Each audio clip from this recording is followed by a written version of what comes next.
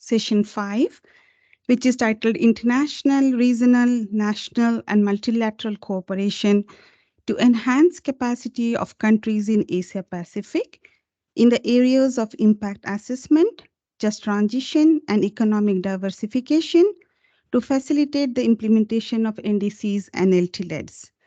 This session will be moderated by Sangji Lee from UNDP. So can I invite you, Sangji, to please come to the rostrum?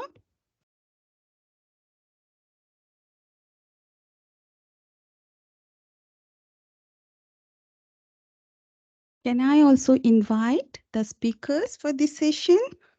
Yu Chong Nam, who is the Program Management Senior Officer of Southeast Asia Energy Transition Partnerships. Mr. Suchat Charles, who is a Senior Advisor with Just Energy Transition in Coal Regions, Interregional Platform Thailand, ZIZ Thailand. Deo Gabinet, the Regional Manager for Eastern Europe, Asia, and the Pacific, NDC Partnership. Over to you, Sanji. Good morning, everyone. So the first session today is, as mentioned, hearing from international, regional, national, and multilateral cooperation to enhance the capacity of countries in the Asia Pacific in the areas of impact assessment. So we have great speakers lined up today. So we have only 1 hour dedicated for this session. So we wanted to use as much time as possible for the Q&A. So I'm going to go straight with the first speaker. So let me kindly invite Mr. Yu Chong Nam. He's a Program Management Senior Officer of Southeast Asia Energy Transition Partnership. Thank you for joining us. Thank you. May I ask if the presentation is ready for the intervention?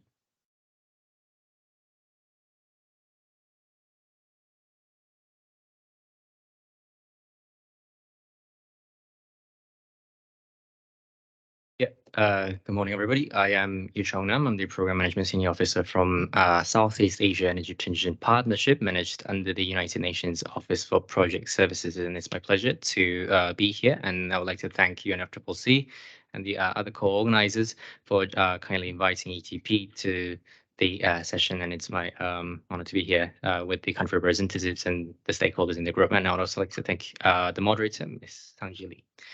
So before I jump into the presentation, I would like to emphasize that this presentation will be focused on Southeast Asia, where ETP, our entity, is focused on as in terms of our operational function, and to why Southeast Asia is relevant for this topic of where I am invited today to discuss on. So firstly, Southeast Asian countries of the ASEAN region combines and make a fifth largest economy in the world with the $3 trillion economy. And as with the fast growing economies pace, the country's climate change risk has also been ramped up with the attributed by the fastest coal power capacity expansion in the world after India and China as well.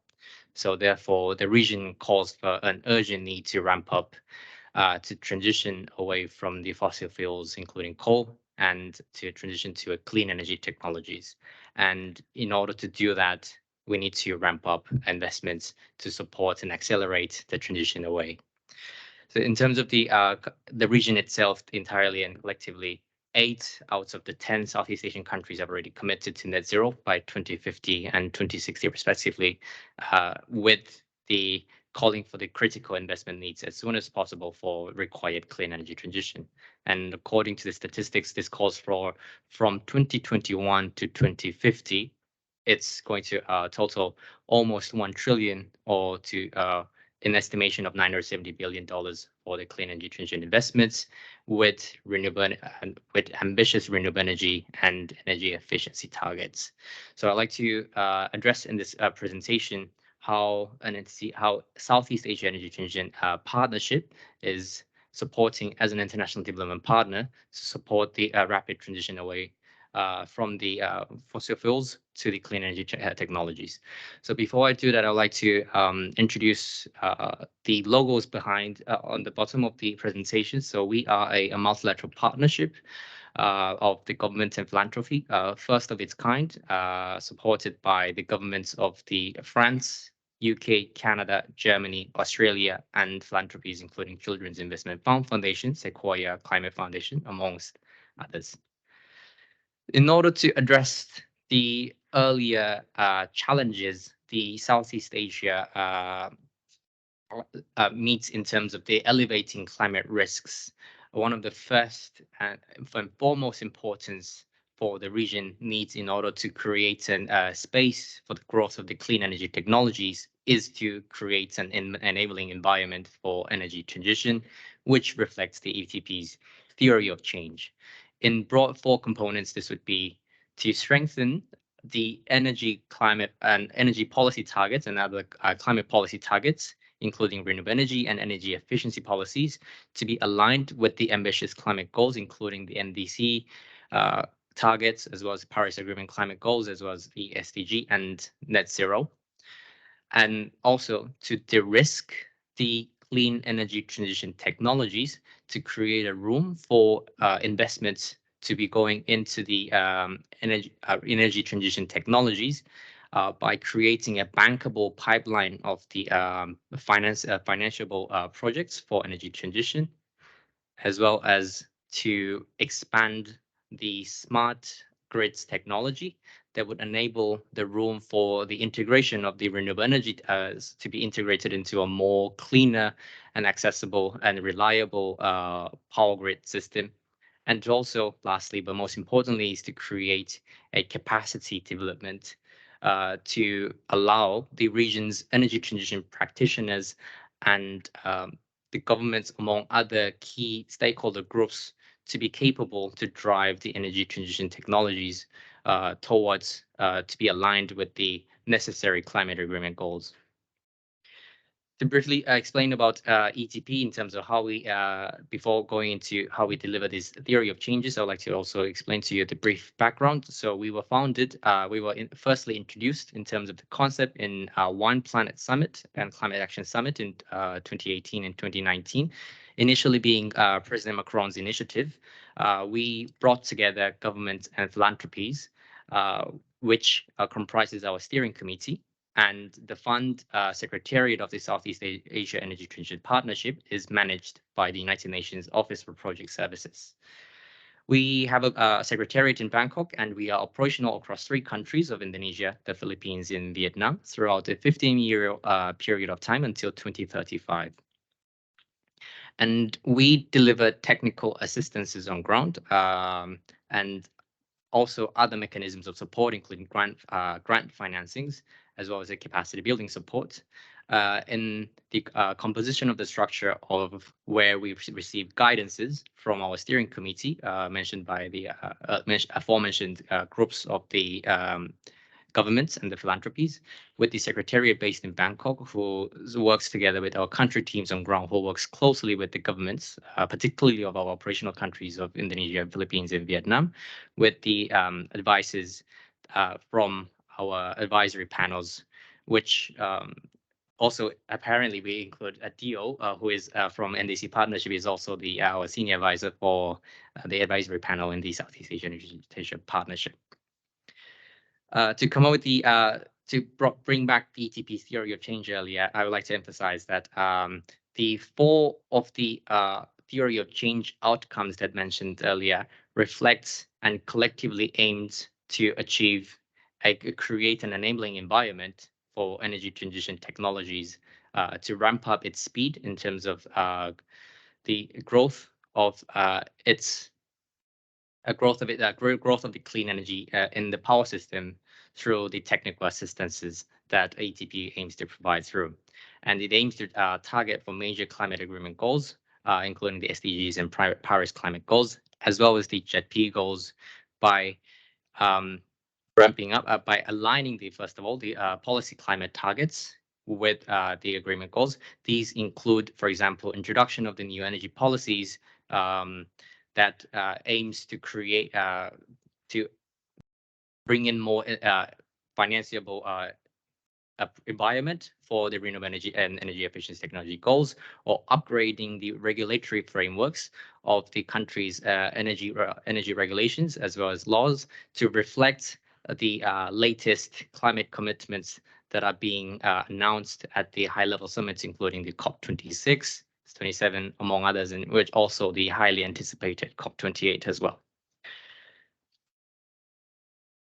So some of the highlightable activities that we provide on ground includes, firstly, in Indonesia, we provide upgrades of the country's main PLN Java Madura Bali grid to ensure that it's to incorporate the SCADA EMS system, to incorporate more. They will create enabling technologies to incorporate more renewable energies into the ground so that the country can reach its climate commitment targets. In Philippines, we are supporting the country to create a enabling policies to incorporate the for offshore wind and ocean and marine renewables, such as the permitting, licensing for the offshore wind technologies. In Vietnam, as an example, we are supporting the country's ambitious goals to abate coal away through various supports, such as development of the net zero emission roadmap for state-owned enterprises, as well as the coal phase-out roadmaps for the state-owned state-owned coal-fired power plant assets. In terms of the regional level, I would also like to highlight a few. We are supporting the ASEAN Center for Energy, as well as the ASEAN Center and the ASEAN member states to establish the support the acceleration of the ASEAN Power Grid program that will create a regional multilateral power trading mechanism to enable more to decarbonize the Southeast Asia's power grid, as well as to incorporate more renewable energy into the Southeast Asia via the multilateral power trading mechanism. So these are some of the highlights, and I would like to highlight one key initiative that ETP is supporting, which is the Just Coal Transition Platform. So which I would like to, which will lead to my next slide, indicating that how just transition in Southeast Asia also urgently calls for the support by the development partner community as well as the international organizations with the the country's rapid movement towards the clean energy system with the coal phase out. So before I go into the Just Coal Transition platform, I would like to note that in Southeast Asia, there are a few key initiatives supporting the just transition in the region. These include some of the notable ones include from GIZ, as well as supported by the German government. There is the EKJET, Just Energy Transition Just Energy Transition platform, as well as the ADB's Energy Transition Mechanism, with the concessional finances that will help to phase coal out and also able to ensure the just transition is incorporated in the coal phase out emission efforts of the Southeast Asian countries, as well as the Powering Past Coal Alliance, among others who are ambitiously aiming to ensure that the coal phase out happens as soon as possible. And in order to ensure a smooth phase out of coal, just transition is critically needed. It involves early engagement with communities, particularly all the stakeholder groups, including women that are currently gaining their livelihoods from the coal-fired power plant mines, coal-dependent communities in Southeast Asia, and just transition, and hence means honest and multi-directional conversations about the options of the new livelihoods. And because of that, about learning the stakeholder communities to engage in planning for just transition is critically needed and required, and designing and implementing the support programs that will assist and coordinate all the aforementioned just transition initiatives supported by the development partners and international community is critically needed to ensure the necessary supports come in an opportunistic and timely manner to support the new livelihoods. In that context, the ETP's Just Coal Transition platform supports energy as a tool to support the just transitions in Southeast Asia. It supports energy transition in the coal regions in Southeast Asia by providing the much needed coordination and providing an entry point to engage and there will be a convening mechanism for the sharing of knowledge and lessons learned so that participants can shape an informed vision for just transition. These would, I will later explain on, but these will include a multi-level of engagement between communities, municipalities level, also other practitioners of the just transition, as well as development partners and financiers who are willing to support the just transition. So the platform in terms of its character is a collaboration between ETP and the World Bank, which will this collaboration hopes to convene multi-stakeholder groups from core regions, particularly in the countries of ETP's operation of Indonesia, the Philippines, and Vietnam, for dialogue and action towards just transition in the region, by serving as an engagement model to for community representatives from core regions to support their learning and capacity building activities. So in terms of the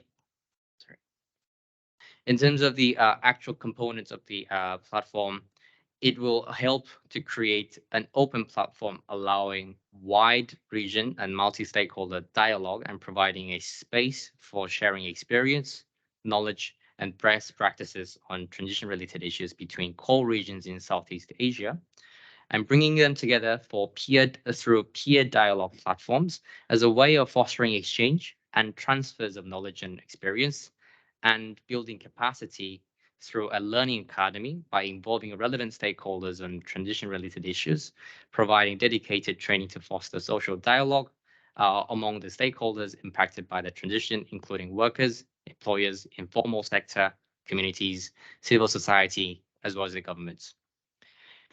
The rest of the three components will also include active support that we will steer to help the community to receive as a recipient of the actual benefit of this platform is by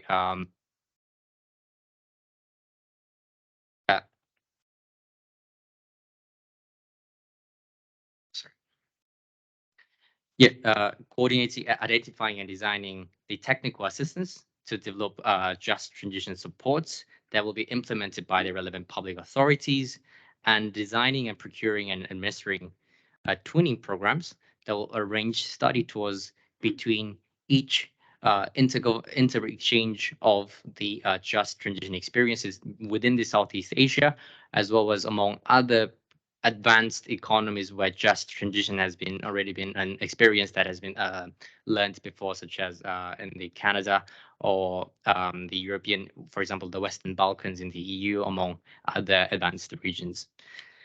It would also, at the end of its lifetime, will include develop a sustainability plan within the expected 4 to 5 years of timeline. We hope to find the sustainability plan will allow the Just Transition platform to find its permanent secretariat home base to be located with the success and successes that will be yielded and showcased through the region to ensure that the benefits and the services of the platform that will provided by the platform will be housed on a permanent basis. And there will be it for my presentation, and I look forward to any questions during the Q&A session. Thank you. Thank you, Mr. Nam, for the very substantive presentations. It's really great to hear how ETP has been supporting the energy transition in the Southeast Asia region. We'll have the Q&A session after hearing from all three panelists. So now I'm going to invite Mr. Suchert from the GIZ Thailand to talk about the interregional platform, the JET-CR platform. Over to you. Thank you. Thank you very much for warm welcome. Thanks. First, let me thank you and FCC for inviting the EKIJET or JET-CR platform to participate into the panel, and also extend the warm welcome for the second day for our esteemed participant and speaker today. My name is Suchert Kraikeo. I'm a senior energy advisor at GIZ, working on the just energy transition in core region, inter-regional platforms. So a little bit about the project background. So the just energy transition in core region, inter-regional platform, or EKIJET, or is one part is called JCR. So we bring together the government and international organization to support the key stakeholder in the core region in the planning and the also implementing regional focus on the just energy transition away from coal toward the low carbon system. So we starting in December last year and together from the BMWK, the German Ministry of the Climate Action and the German Ministry of the Economic Affairs and Climate Action and the European Union with the shared ambitions to support the decarbonization plan especially in the Global South area. And also there are strong awareness that we need to bring the research, innovation, and also the policy framework that require the international support. And this includes bring the new technology, the policy framework into the Global South regions. And that's why EKJet is set up to do. And so we work with the government as our primary beneficiary and to deliver the exchange on the coal phase-out policy frameworks and to drive away from coal. So we have the total of the 6 consortium partner. As the GSAT, we work as the consortium coordinator, and also we have the implementing projects from different 5 organizations from the Climate Action Network, and also the IISD. We have ILO on the one of our key implementing partner. We have the International Trade Union Confederation and also Wuppertal Institute or the German think tank to provide the additional resources that they combine the lesson learned that learning from the Eastern Europe country where they successfully transform the coal region into the new area. So here's the target country for our project. So today I will focus. Today, I will focus more in the Asia Pacific regions. So we also have the our projects run in South America, in Colombia, and also in Chile, where we do the deep dive component in, as you can see, the red label is in Colombia as well. That we do more on the technical support side and also the country assessment aligned with the coal phase-out plan that they currently have it. And also we do support in South America. For Asia Pacific, we have 4 countries in total, starting from Mongolia, Vietnam, Thailand, and also Indonesia. As you can see, the red label in Indonesia, we also do the in-country components support in the specific regions. Also the part of the JETP program, and also the connect to the part of ETP program and ADB project as well.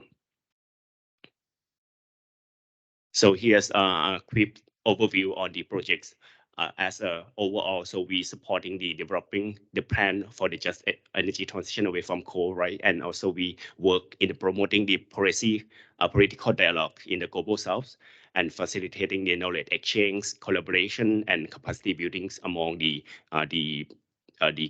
country partner. And also we provide a platform for the policy maker, expert, and stakeholder from different regions that come together. Like one of the presentation yesterday mentioned that it's important to have the platform that bring the research, bring the policymaker and also the science and also the data come together. So we aim to be that platform that allow the policymaker to use the most of the data that available and also resources. Not like the World Bank, ADB, or the UNDP program that is targeting at the national level. We are targeting in the regional level, particular. So that's why we set up the JCR platforms on the supporting in targeting the regional level, and also the specific component that I will provide more detail in the later slide on Indonesia components. So here's our 3 main area of that what we work. So the first one is that we create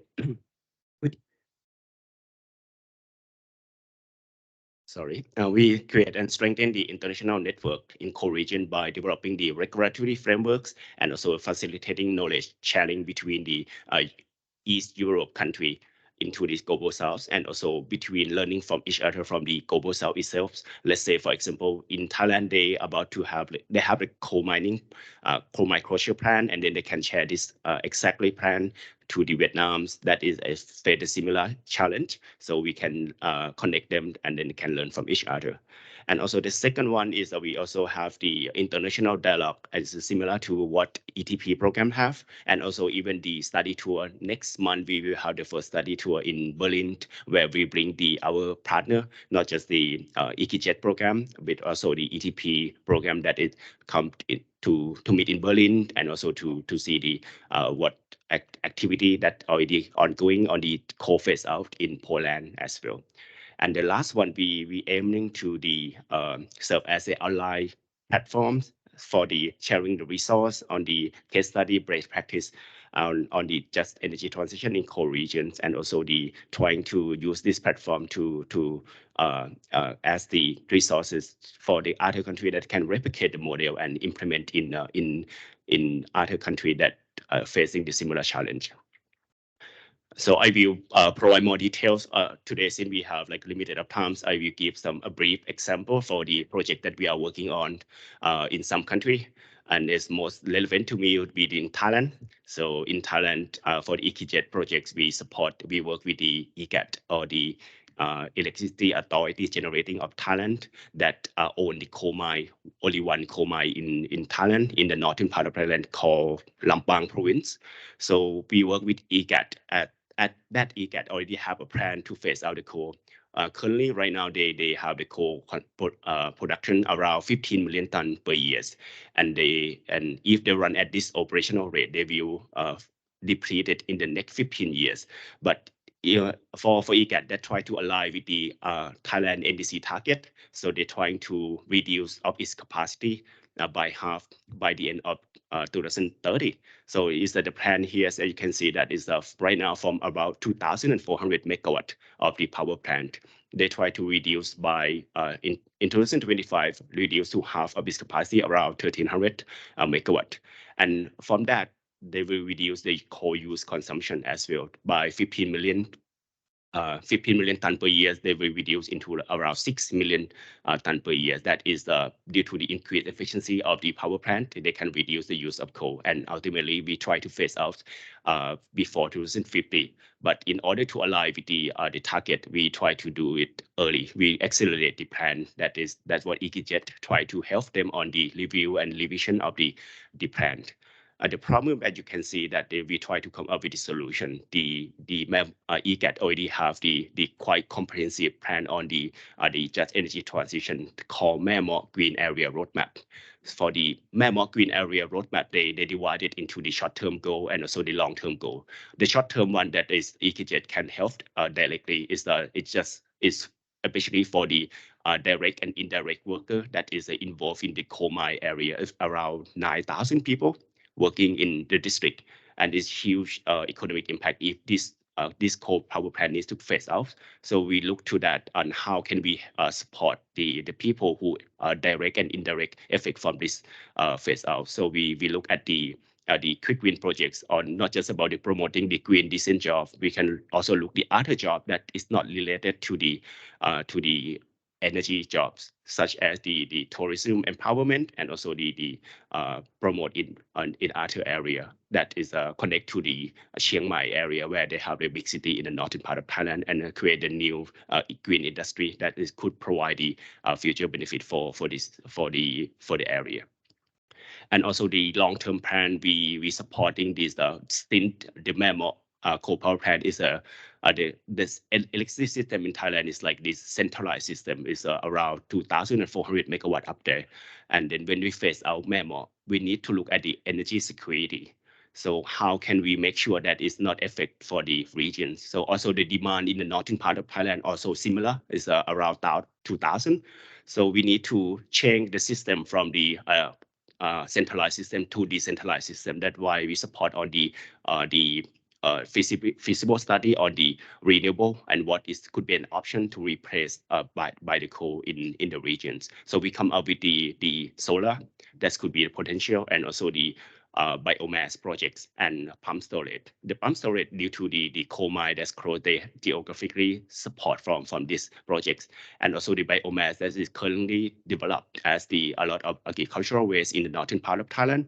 We try to collect that and make the pellet, the wood pellet, and this wood pellet could combine with the lignite coal and then can burn in the power plant, that it reduce the use of coal consumption and also keep the same level of efficiency. And the coal-firing percentage right now is still low, but we try to support that in the long terms. And also other technical support that you can see on the list. I cannot go over everything by today, but it's pretty much the scope that we are working on in the next 2 and 3 years in Thailand. And another important part that I want to highlight here is the coal mine closure regeneration. That is after this coal mine closed, what we envision on this area could be. So we try to bring all the stakeholders from not just the national level, look at the community level to bring their voice into the decision-making process, and to make sure that it's just for everyone and left no one behind. Also, we have a quick overview in Indonesia. That is, we are targeting at the 2 regional level in the 2 provinces. That is the most highly coal production in Indonesia. So we focus in the East Kalimantan, where they have the highest coal production in Indonesia, and also one in the South Sumatra, but the project is just started. We're trying to work together with other platform to make sure that we can maximize the benefit for the people in the community.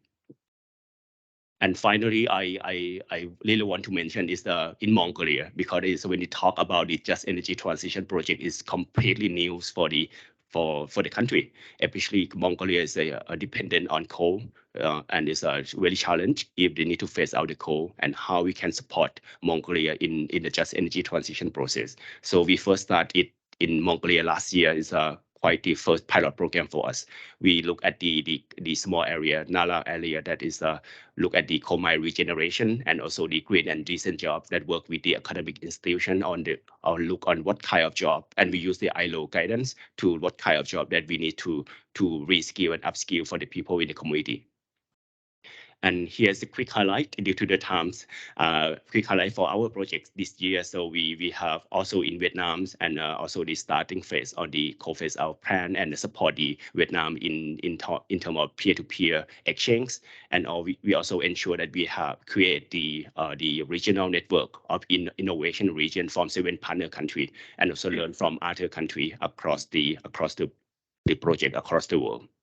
And yeah, I will end my presentation here. Thank you for listening. Thank you very much for that substantive presentation as well. It's really good to hear from the work of the JETCR platform. And I'm sure during the Q&A session, we should be able to dive deep into those specific country support that you have provided. Now, I will invite Mr. Deo Gabinete, the regional manager of the NDC partnership, to share their experience. Thank you, Deo. Hi, hello. Good morning. So thank you for the organizers for inviting us to this workshop.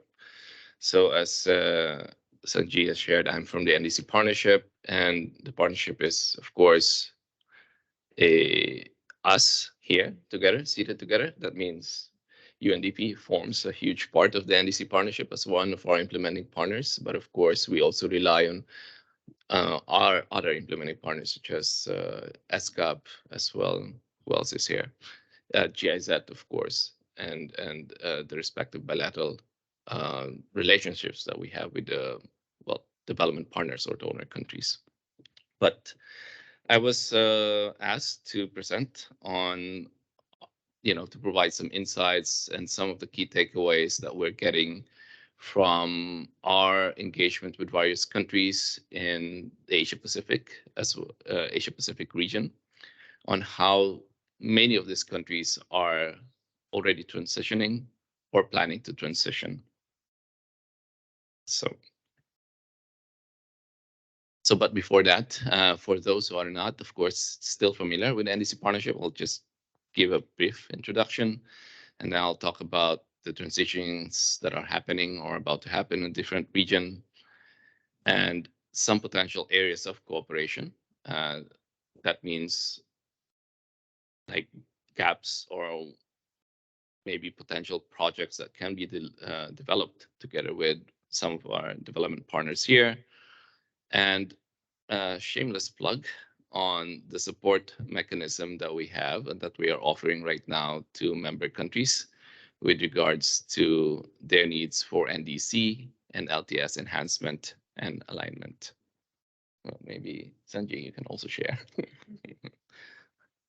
So the NDC partnership, as I've said earlier, is a global coalition of governments, countries like you, as well as development partners such as UNDP, GIZ, ESCAP, FAO, UNOPS, other UN agencies, regional development banks, and regional organizations, as well as other INGOs.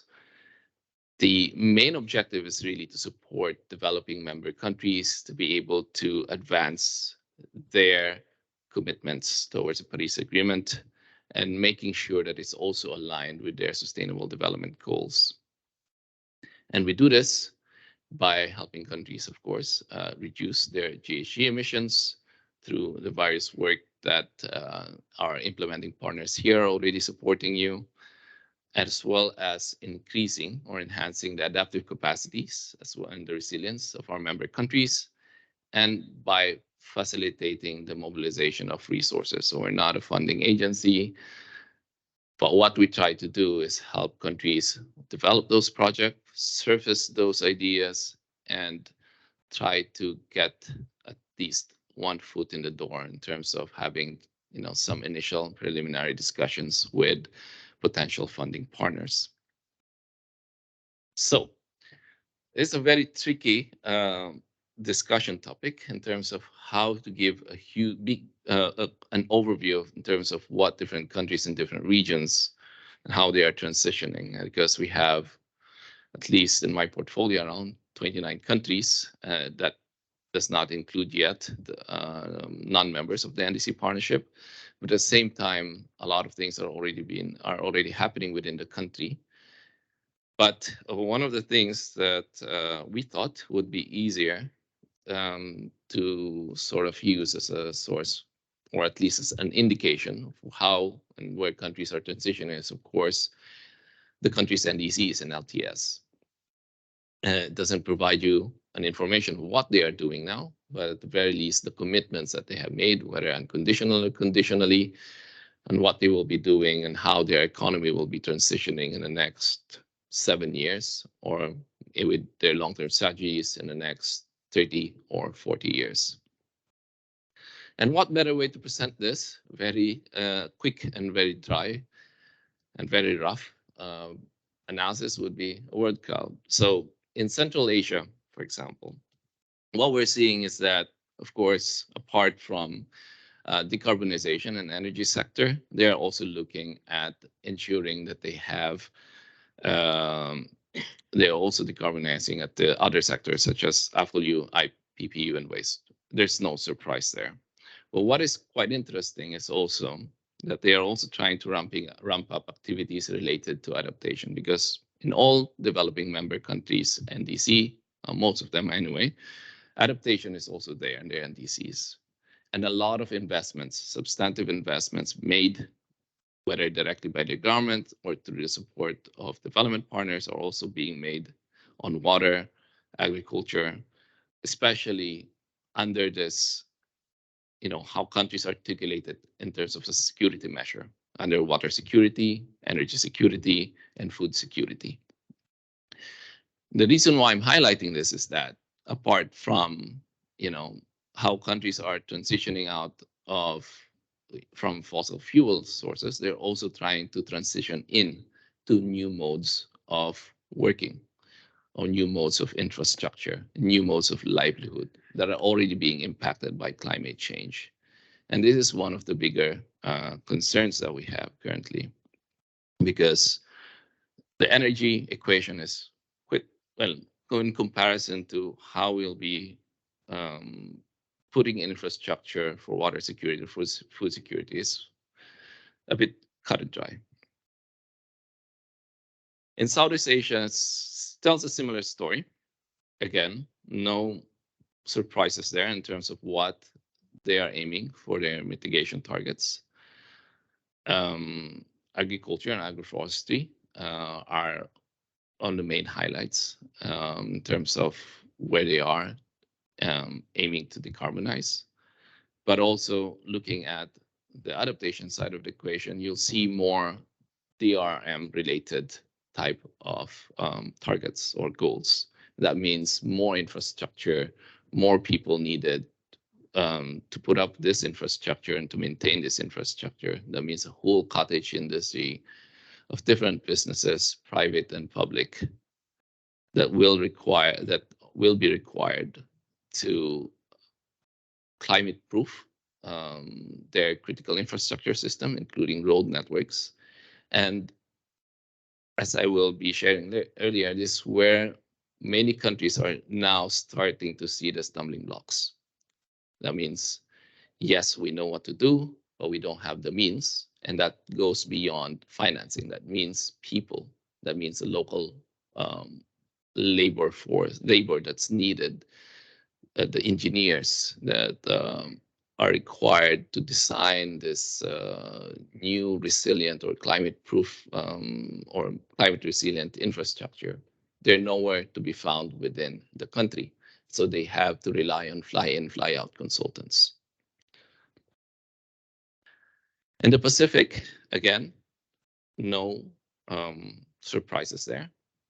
Probably a bit of surprising, but really a lot of Pacific countries are targeting almost 100% renewable energy generation for their at least household connections. But they're also looking towards energy storage because many of these countries are geographically fragmented. That means they have a lot of remote islands where, yes, you may have facilities for wind and solar, but there's really no way to store that energy, let's say, for the rainy days. Again, you will see on the adaptation side and like emphasis on DRM, resilient infrastructure systems, and this articulation again in terms of putting water, food under the security umbrella. That means they need to be a bit more resilient. And even for energy, it's actually not there, but on my recent visits to the Pacific Islands, one of the biggest realization during the pandemic was to really enhance their energy resilience. That means not really heavily depending on fossil fuel, which, they can be held hostage in terms of the prices if things go sour somewhere else in the world. Now, in terms of LTS, it's not, there's only about 9 countries who have submitted their LTS and the UNFCCC, but correct me if I'm wrong. But of course, a lot of this will be talking about net zero by 2050, carbon neutral by 2050. But again, looking at energy, food, in terms of, how can we secure this for the future generations so that, the economy can continue running, and the economy can continue to grow. And there's also some attention that's being put on carbon, especially blue carbon. Now, giving that, very brief overview or brief highlight on where and how countries are transitioning, how and where can we work together as development partners, and also in terms of what we are learning on the ground. I won't be going through all of this list, but these are just some of the actions that are already being implemented on the ground by our implementing partners. But I'd like to also put, and again, focus your attention on the last one, which is on adapting to climate impacts, particularly in terms of early warning system. The early warning system is just not about the infrastructure itself, but also trying to involve the community and also upskill your hydromet agencies in terms of how they can do better forecasting That means better forecasting skills, but at the same time, utilizing, bridging this in new set of information that can be actually used by your agriculture officers or your extension workers on the ground, so they can provide timely and very relevant advisory services to the farmers. Again, not and again, looking at the different infrastructure challenges that a lot of island developing states as well as least developed countries will need to make in the next coming years. And speaking of that, I'm not sure if you've heard, but just yesterday, around probably not more than 10,000 have perished because of this, like, flooding. It's a burst in Libya. And just one of this is, of course, this perennial challenge in terms of flood management infrastructure in that region, and specifically in that country. It's one of the biggest, of course, deficiencies. Now, some of the emerging, not really issues, but again, areas for cooperation, or some of the questions that we are hearing from the ground are around this impacts, the ongoing impacts to the government's fiscal space that are already impacting the bureaucratic capacities also of the government to do normal development. Well, I'm calling it normal, but this is, your plain vanilla development work. And this is already true in many countries. For example, in Maldives alone, they have to totally redo the way they get water. And it's now they're highly reliant on desalination technology, which required investments, capital investments, at the same time trying to have a local workforce that will be able to service those plants and also plan out the different household water connections. So it's a transition to that type of water source. Other countries are getting a bit more reliant also, especially the islands that are located in remote places, on wind and solar. Again, in some countries, they don't even have enough solar engineers to be servicing those solar panels that are located in different atolls. This is where we are lagging behind. There are also bottlenecks in terms of value chain, specifically when we talk about after sales service. You have now this EV run vehicle. So who will be servicing them? Is there enough motor vehicle repair shops that will be able to do some quick fix on the battery or on the engine? That's also a huge question. And parts. And this is the parts as two-story. One is issue of proprietary parts. This is a big question, especially in developing countries. And the other one is actually having to fly people in to service those parts, because a lot of these parts, especially for the battery control, are so proprietary that you have to fly in someone from China, someone from Korea to service those. And you need someone, if we have to transition really in this pathway, we need someone in the country to be servicing those parts 24/7. The other one is, of course, reskilling because of differing technology standards. There's also limitations in terms of labor pool, as well as limited access to vocational and extension training services in many countries, specifically agricultural training services. And there's also implications in terms of how this transition in jobs are also, impacting culture. And we also have to do more work in terms of economy-wide approaches to adaptation. So I've been told to wrap up. But the key message is transitioning is already happening in various parts of the world. Ideas, implementation, processes require legs to work. And legs, for them to run, they require financing that are adequate and predictable. And there are also limits in terms of how we can further expand and reconfigure our workforce to address the transition. And this is something that we have to fully acknowledge. especially within the government. When I say within the government, because of this climate change, an environmental management office that is crewed by one person has now grown to 20 just because of climate change. And there will be limits to that. And again, not going through in detail, but we also have to talk about the just elements and the other aspects of transition, whether they're in technology transfer, investments, and financing. And a very quick plugin and very useful one. We have launched last year a thematic call on LT-LEDs and NDCs alignment, update, and enhancement. This is a service offering that's available to all of our member countries. And I'm looking at the names here, and most of you are members of the NDC, or all of you are members of the NDC partnership. And you can receive support in terms of preparatory if you don't know yet what you need to update and what you need to enhance or what you need to develop. That's something that we can respond to. It can be on the update or enhancement or development of the LTS or the NDCs themselves. That's also possible.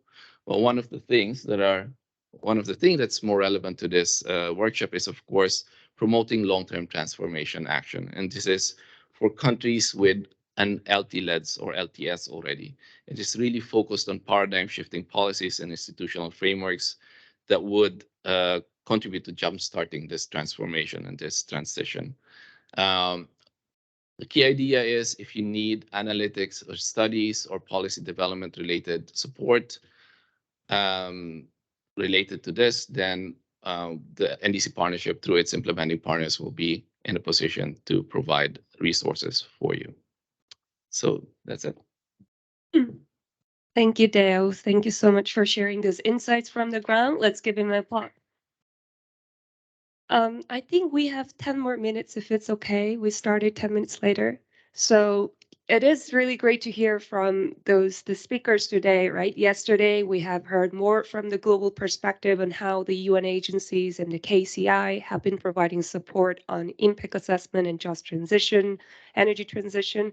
Today, we deep dive into this Asia Pacific region and was really great to hear from different speakers today. And they have all highlighted the importance of knowledge sharing. As we have heard, there's no answer, shortcut, or a defined pathway towards a just transition or low emission development strategies. So it's great to have these peer-to-peer sessions. So without further ado, I would like to open the floor for questions. We'll have about 10 minutes. So if you have any questions for the speakers today, please let me know. Yes, from Jordan, please go ahead. Well, thank you so much. Thank all of the speakers. It's a comment much more than a question. Since we are talking about just transition, and as it is said, for developing any country, and you should go for the most vulnerable people, and we are talking about a huge amount of people who are working in coal mining on those things, who needs to just when the transition comes for the energy itself, the electricity from renewables and things like that. After all, it's a commodity and it has a revenue for whomever who will work within it. So the development with the renewables, it will come whether we like it or not. It is coming, but the matter is that I assume that we should concentrate much more for the adaptation, for the economical and the ecosystem values and the ecosystem services that we can provide locals as a replacement of their work in coal mining, and to find some green jobs or some new kind of income places for them. And instead of that, although even the names, the energy transition panel or the work of GIZ, the NDC partnership, we are so proud of those entities, but also we should concentrate much more on the adaptation scheme. Thank you. Thank you so much for that valuable inputs. Of course, adaptation is important. I don't know if any panels wanted to comment on that. Of course, creating the jobs, green jobs in the ecosystem, biodiversity, preservation, and so on. So I'll just take that and maybe go for the next question. Hi, good morning. To our colleague from the GIZ, because you mentioned that you've been providing assistance to the coal communities. So I'm wondering if what kind of social protection programs have you institutionalized or helped establish in those communities? Let's take one more question. I think from, yeah, please go ahead. Thank you for the presentations and for the efforts put in these presentations. My question is regarding the common theme that we see around, and what I understand, many of the countries have been putting energy efficiency, moving to lower carbon technologies, agroforestry. So there are like different actions that are happening across different countries. Also, one of the many of the presenters have provided examples of which technologies has been used, such as solar, PV, and also CCS and carbon capture. In regards to that, and we also understand the limitations, some of the limitations that has been mentioned earlier in the presentation regarding remote areas or rural areas, regarding the grid, the solar, some climate.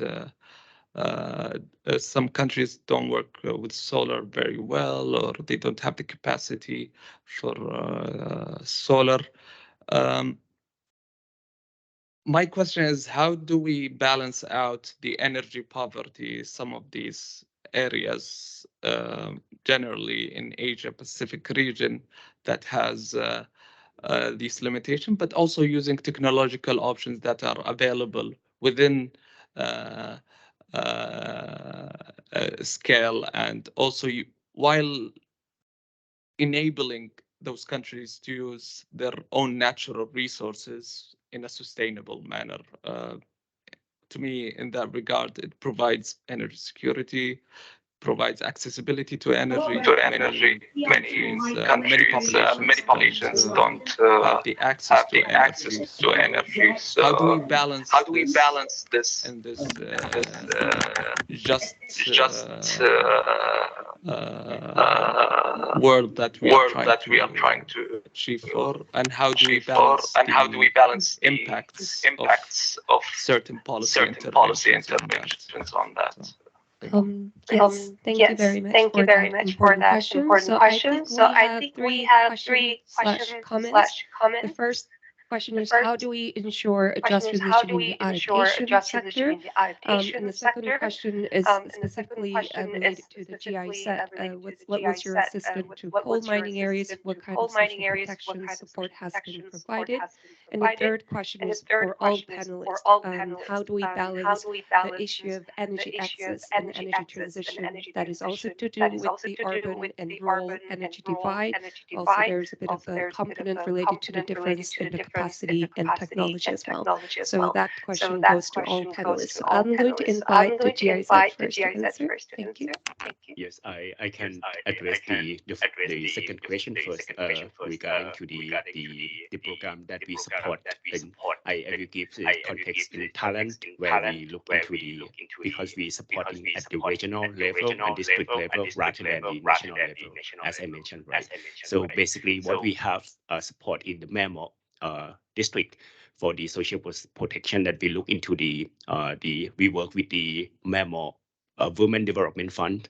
They have the funding that is basically every unit of the whole generation, they need like a 2%, 2 stang of that money into this funding, and this funding is can use as a part of the local development, and this funding is managed by the committee from the Myanmar Women Development Fund. So basically, this is the first one that we look into, and also we also have the in-country in-depth support. So the first start that every country from 7 countries, we have the assessment specific in the district that we try to support on the just transition, and we look at what they need the most based on the technical aspect, based on the policy complexity of each district. So we look at that, and then we we have also the financial support within a certain money that can provide into the community, and also to ensure that who can manage that money and make sure that money is sustained.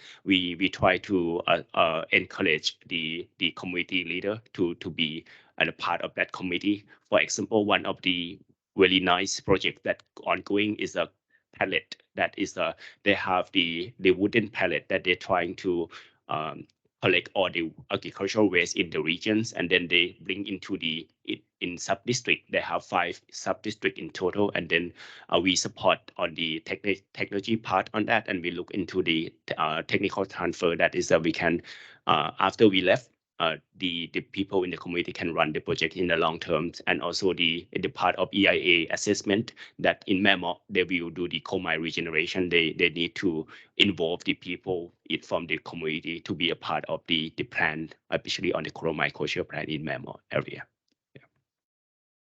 Thank you very much. Do you want to also comment on other questions? Yeah, for other question, I think is as I mentioned, it's challenging in when we look at the different country, different context, different region, they will have a different issue, and we need to prioritize that based on the assessment. What we look into, I might say one of the example that is very good in Asia Pacific would be Indonesia on the come up with the regional island strategy on what is for example, in the term of energy strategy on the renewable, because they need to phase out the coal, and what kind of technology that need to replace in each island is different. Let's say some island they have geothermal, some island is the cheapest option, some islands they can do the hydrogen, some islands they can do only wind, that the high wind capacity. It depends on the context of the area. I saying that's based on the technical aspects, and also the policy also play an important role, because it's when it's come to context of let's say Thailand and Vietnam in promoting the renewable energy. If the government, the national policy that allows the investor or the private sector come into and then promote into that part, like Vietnam, this could be like a make the significant change on the transition. But rather in Thailand example, they have limit on regulation. That's why it's quite a challenge for Thailand to do the same thing. Yeah. Okay, thank you. Thank you so much for that. Maybe Yu Chung or Dale wanted to come in on any other 2 questions. Yes. Yeah, maybe I could quickly add a bit to Kun Suchard's comment on the very last one, just to add a bit in the context of time as well. So for ETP as well, we have through the course of our implementation to support the energy transition in Southeast Asia, especially in the context of the expanding the energy transition technologies to be more accessible. One of the key experiences that we would like to share is that one of the most important things we like to highlight is scaling up the energy transition technologies is crucial to reduce the cost of the access to the clean energy technologies.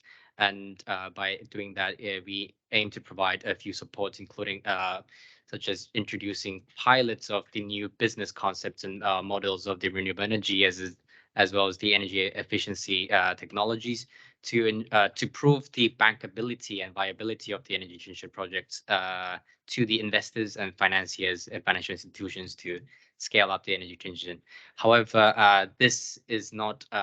However, the potential of these energy transition technologies are virtually untapped yet, despite the bankability and financiability by the investors due to the lack of awareness and then the understanding of the bankability of these projects amongst the financial institutions, as well as the risks. The risks are still perceived among these financiers very high, and therefore to be able to unlock these impediments to bring in greater investments, to scale up the energy changing technologies, to be making sure that this is accessible to all the recipients of these benefits of these clean energy technologies are crucial. And in this sense, I think the development partners and international community could play a greater role in engaging not only through the central government level, but also through the municipalities.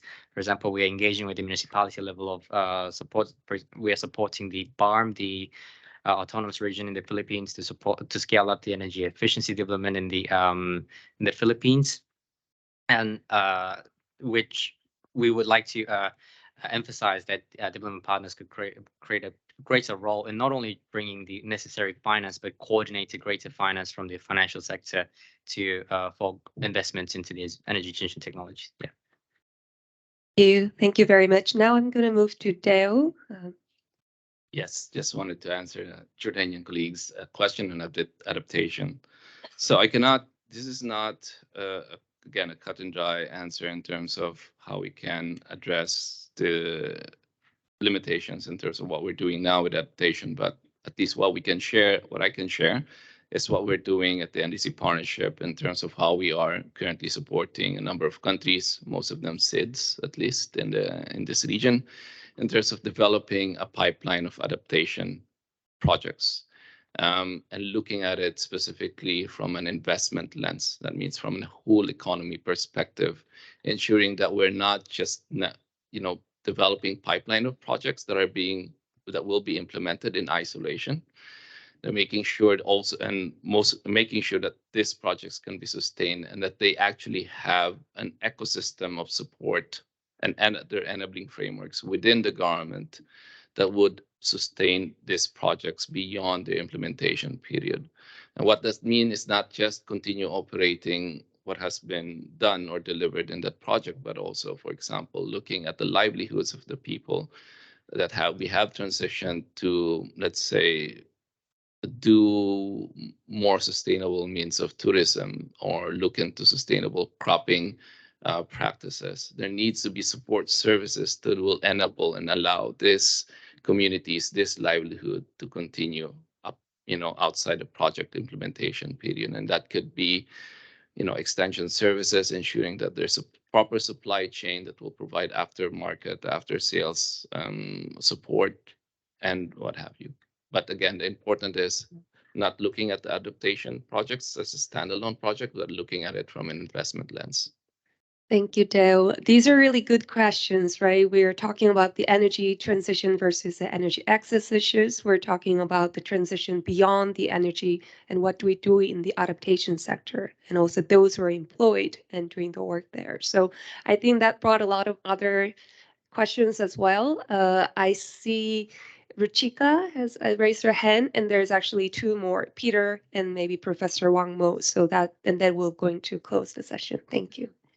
Thank you, Sangji. I'm not sure how this system works, but I think I got dropped off the queue thrice. So this is the third time I've pressed it. So thank you very much for the floor. My question pertains to the first two presentations that were made during the session. These were really informative. And one thing that I would want to get your views on is that energy transition will mean different things to different countries. And when we talk of energy transition, it is normally, mentioned in terms of moving away from coal. So how are all these partnerships, that is ETP and others also, considering the differentiation of these transitions within the economies? And is there a special consideration or special approach for the countries which have coal as the major energy endowment, as the energy resource? So just would want to pick your views on that. Thank you. Thank you, Ruchika, for that important question. I'm going to now give the floor to Professor Wang and then Peter. Thanks. Thank you, Chair. Thank you, the presenters, a very much informative one. My first question would be for the ET Energy Transition Partnership, right? So so we know that there's a Just Transition and a Just Energy Transition Partnership, which is leading by G7. I'm not sure what does the connections between the AT Energy Transition Partnership or ATP with GETP, the same or are they different mechanisms? So and my second question is for Jazzy colleague. Yeah, this is very much appreciate for your sharing. That is a concrete, actually, example or project for just transition. I know I view you have defined that is the pathway to withdraw the coal production already to aim to the year 2050. Yeah, it's a long way to go. And I see that the trend of the sharing of the production for the coal site. But in that process, there are a lot of job opportunity will be loose in coal sector. And just now you have said you will allocate a certain amount of money for individual people. So my question is, do you have any kind of plan which may be involved in introducing of new industries in that area to instead of the coal? Or you just give money to people, they just finance themselves to find job.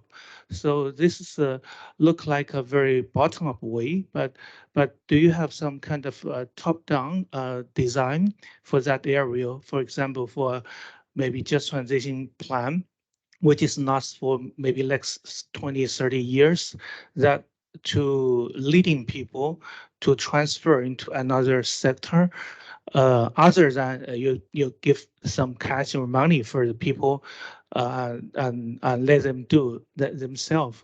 So I think this is more important because we're learning from your experiences, trying to learn from the experiences of this case. So, but I think more important that is we learn some of the policy indication or existing or experiences, good experience in policy making from government perspective to guiding that transition. And another point I wish to make is just now we have discussed quite a lot of energy transition and just energy transition. I think this is a total different item. So for energy transition, that should be more focused on mitigation area because that is actually emission reduction policies. But for response measure, as well as for just transition, I guess we should more focus on the just energy transition because we need to think about more about the social dimension of the policy indication or the policy impact to the society. So this is what we need to learn from the just transition of, from the responsible mayor topic or the forum. I think this last one is just my point, my comment. Thank you very much. Thank you, Mr. Wang. Now, Peter, thank you. Thank you. I'll be very brief. First, thanks for very good presentations by the presenters earlier. And I'd like to also thank Kusum and the team for choosing the right title, very excellent title for this session. I'm referring to the notion of cooperation. I think cooperation is critical at the regional level and also at the international level if all of us are going to meet 1.5 degrees goal. So in that regard, on the issue of cooperation, of course, is emphasized in Sharm el-Sheikh as well as Glasgow. On the issue of cooperation, if I can just illustrate one example with the example of Singapore. As all of you know, Singapore is a small island city-state.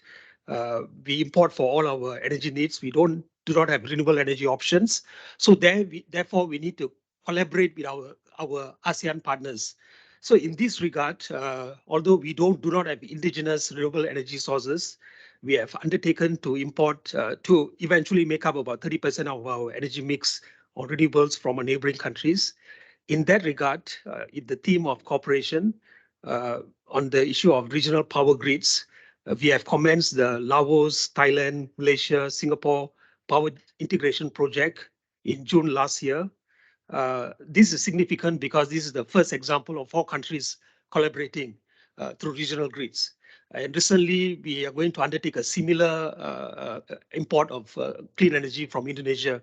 So I just want to emphasize this, that cooperation is important. Why am I emphasizing the notion of cooperation?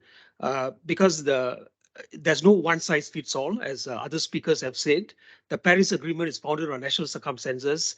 The pathways are will be different because countries are differently situated. Therefore, just take one example, the renewable energy capacity. There is now a proposal to triple renewable energy capacity to 3 times. It's a great objective. But the fact of the matter is, just citing Singapore's example, and I believe other small island states, not everybody will be able to meet that target. So in that regard, I just want to thank our Indian counterparts for the recent G20 leaders statement, which I thought struck the right tone, talking about encouraging countries to meet. The notion of encouragement is in line with the Paris Agreement about national circumstances and national determination. So it's not a question, but I just wanted to put this comment because it's very relevant to this discussion that there is no one size single silver bullet response to meeting the 1.5 degree Celsius. Thank you. Thank you, Peter, and thank you for also highlighting this regional cooperation and talking about this regional power grids. So to summarize, I think we have about 3 or 4 questions. The first is a very important question that this is the regional organization, inter-regional organization that is supporting the just transition efforts. But how do you take into account those specific country-specific realities in their socioeconomic approach? And the second question is from Professor Wang, I think, to Mr. Nam. What's the connection between the JETP, ETP? And then another question is, what is the plan for those job losses in the coal mining industry? Is there any plan for economic diversification other than just a cash transfer? What kind of other opportunities are out there? So I'm going to stop there and maybe start with the Mr. Nam this time, and then we'll go with Dale afterwards. Thank you. Yeah, sure. Thank you very much. Maybe I can briefly address a few of these questions. Hopefully we have enough time, or I can be effectively address these questions. So yes, we do observe that energy transition in different countries' contexts are different, and each country have different climate commitment goals in terms of their greenhouse gas emission reductions, as well as their national energy agenda subject to the endowments of the natural resources of these countries in combination with their national climate commitment goals. In ETP's context, we broadly, in terms of our support to explain the energy transition, is that it is a combination not only of the phasing down of coal, but then also the growth of the energy transition technologies, meaning that slowly fading the reliance of the country's reliance on coal in the energy power mix, and to transition, creating a greater room for the renewable energy to play a role in the national energy mix. And to consider that, noting these differences, however, I would like to note that with the coming announcements of the net zero emissions and all the ambition goals, it is inevitable to phase coal out to ensure that the countries reach these climate emission goals by their respective targets of 2040, 2050, 2060.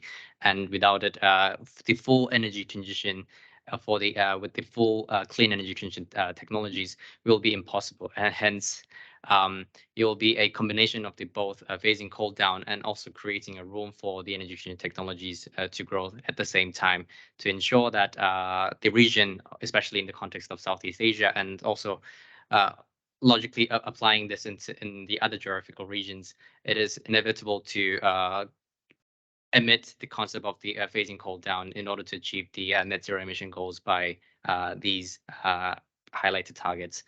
And coming to the second question in terms of the difference. So just to first of all noting the first commonalities that amongst the funders of both of these initiatives, ETP, JETP, we do share our funders. For example, we are funded by the government of France, Germany, France, Germany, as well as other G7 countries who are also participating in the JETP initiative.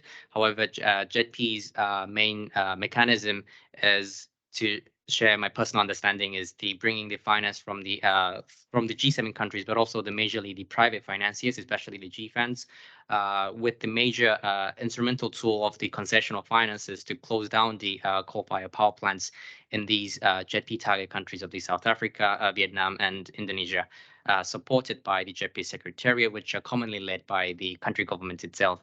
For ETP, we are supporting, we do not provide direct concessional financial support, but we provide high-level technical assistance in terms of the policy level with the technical advisory, including the roadmaps and the mechanisms and the necessary studies on how coal phase down and among other key crucial energy transition policies can kick in, as well as de-risking and unlocking the finances from such private financiers like GFANs can come in to phase coal down. For example, I would like to highlight a few works that we do in that essence is that we support in Indonesia, we support the government, the ESDM, the Ministry of Energy and Mineral Resources, to develop its coal retirement roadmap and the net zero emission roadmap, and support the.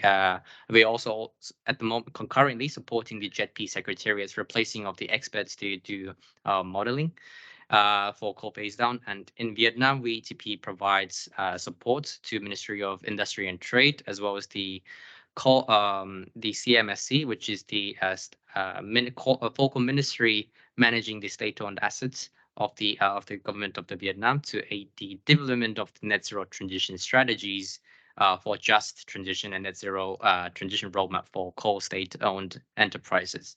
In the Philippines, we are developing a new catalytic program called Transcend program, which is a technical advisory service, at the same time a revolving fund aimed at the financial transactions and financial engineering required to phase the coal down. So in these essence, in the commonality of our support will be providing a technical advisory support on a high level in terms of the policy level and showcasing pilot projects to de-risk energy transition technologies and unlock, providing the mechanisms and pathways to lock coal down, which is still in comparison to the JETP is a whole different magnitude, where they aim to entirely phase coal down to support the country's net zero emission achievement. Okay, given the time, I think we might have to just invite the rest of the speakers for the final remarks, and maybe if you can speak on some of those questions that were raised, and then we'll have to unfortunately wrap up. But hopefully the panelists will stay, so you can also come forward and ask any questions. Sorry about that, but maybe Dale, do you want to respond to any questions? Yeah, well, respond to any question? Yeah. Maybe just very quickly on the JETP. So for JETP, I think one of the core principles, well, core elements of JETP is the country's resource mobilization plan, which is, done through consultations within the country and negotiated by their ministries of finance, ministries of foreign affairs, to make sure that it is really reflective of this combination of issues that you guys have brought out, and that is really reflective of the realities of the country, and it's not just because they want to transition out of particular source of energy generation, energy source. Which brings me to I think one of the earlier questions on how countries with huge probably coal reserves or either other fossil fuel reserves will be able to transition out. Now, I think many countries in that situation are looking at energy transition from a diversification perspective.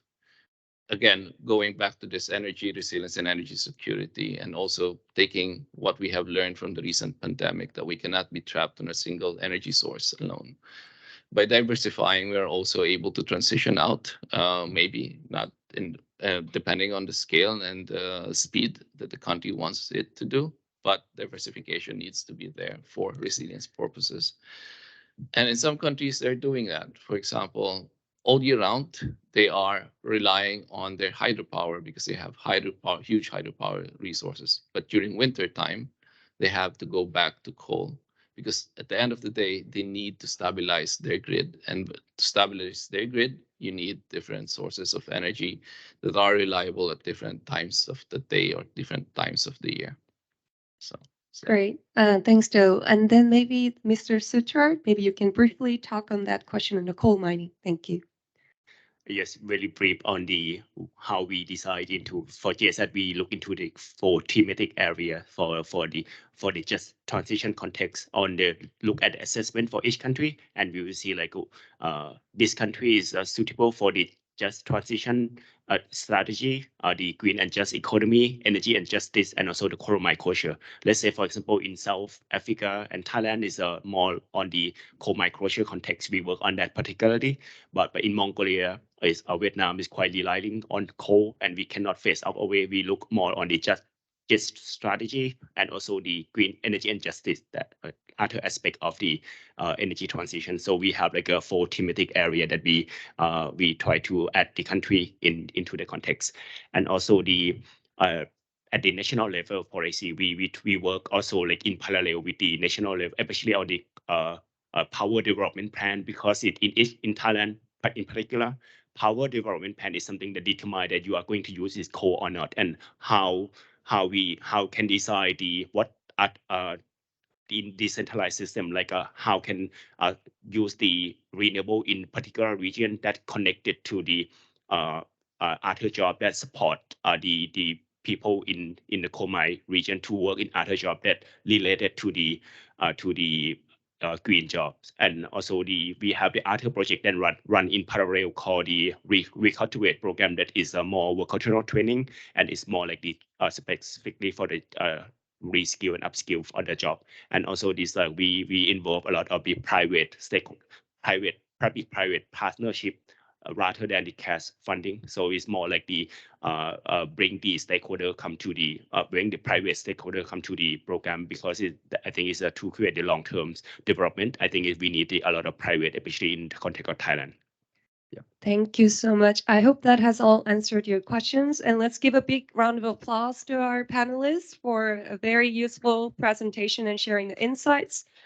So we'll close this session, and then I will invite Kusum for delivering on the next session. Thank you.